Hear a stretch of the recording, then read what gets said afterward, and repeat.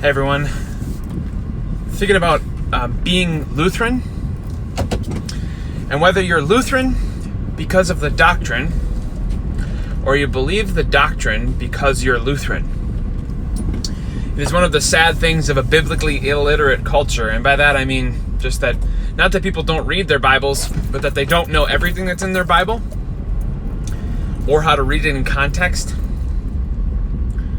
That people tend to go with a church body, not because they have studied the doctrine themselves and have come to a conclusion and then found a church body that matches that conclusion,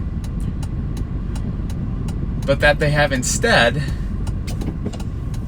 decided what their conclusions are and then found themselves a church body that will teach them that.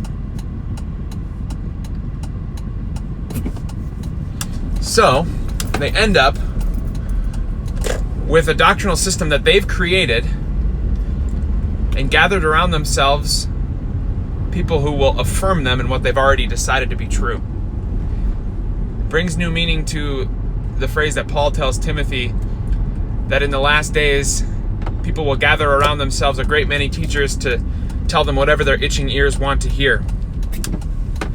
And I'm not saying this particularly to make out Lutheran doctrine to be better than anyone else's doctrine. While I believe that, I can't absolutely say that. I am a flawed human being.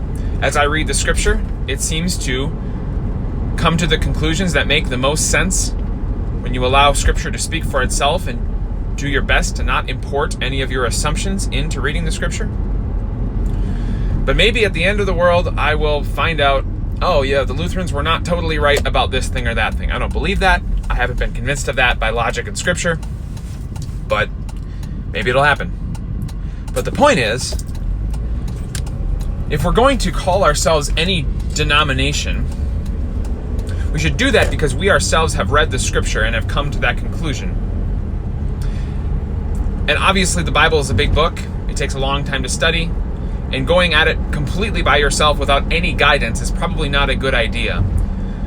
But we should be constantly pursuing true doctrine from the scripture and then not ignoring what our church teaches or what other churches teach about the scripture just because we don't like it or it doesn't agree with what we've already decided in our heart that we believe.